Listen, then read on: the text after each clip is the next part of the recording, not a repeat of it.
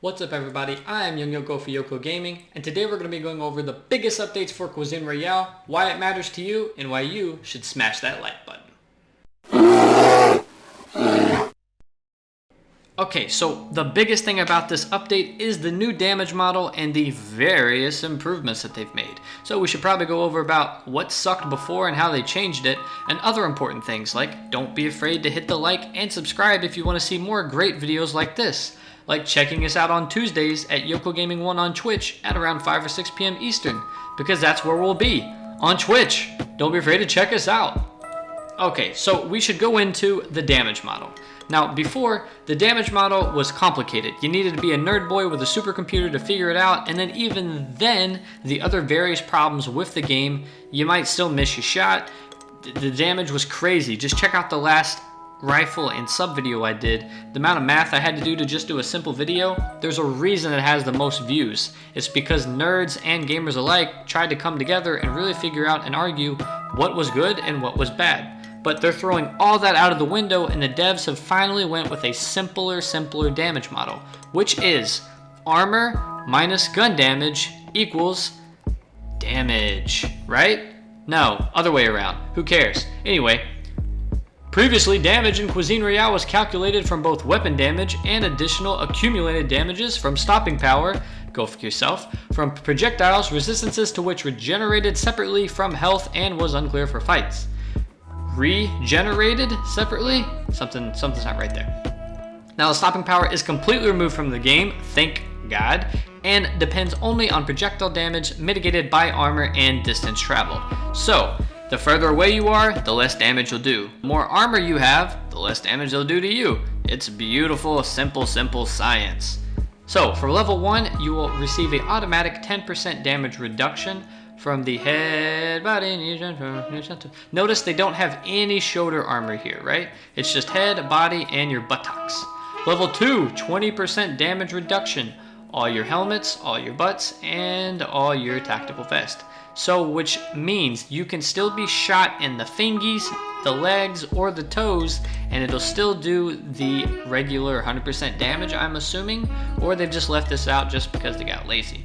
And of course, level 3 is your 30% damage reduction, which is insane. Now, we're gonna talk about why this is really insane down here.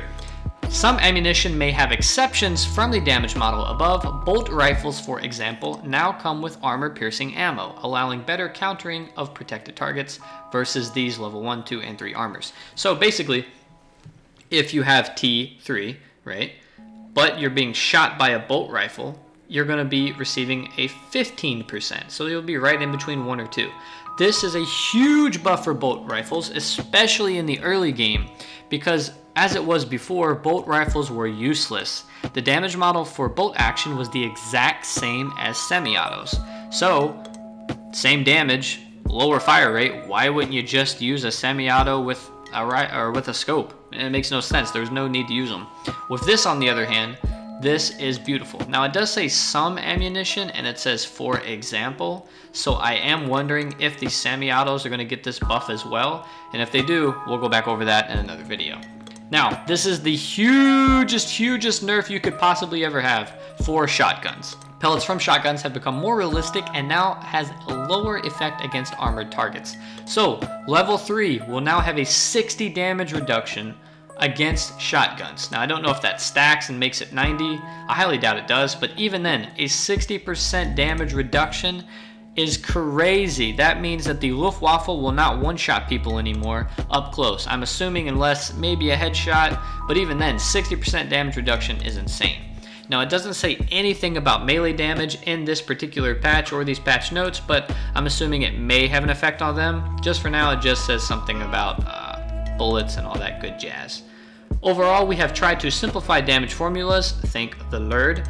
Final damage is dependent on distance to the target, the initial bullet, speed, and mass. So the bigger the bullet, the closer to the target, the more damage. Seems simple. Also, the less armor they have. Other updates we have are your shooting range changes. Practice mode now has all the in-game weaponry, but in order to try out a particular weapon, you need to have been used it in the game solo duos and squads, which I think is great, right? A new weapon pops out, they add it in, you can't become godlike with it if you haven't died or at least killed someone with it in the other game.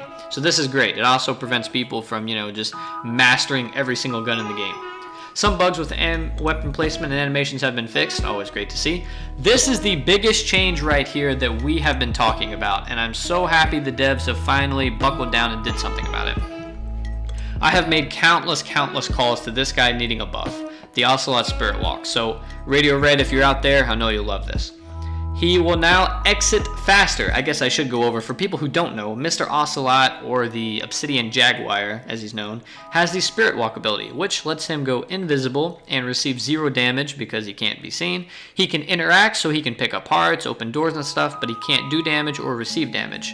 The problem was that when coming out of this phase, it took way too long, and he could receive damage before he was even able to get out of his own ability, which means literally you could pop out and be shot before you even knew what was happening. Especially if there was a bullet time involved, things got really crazy.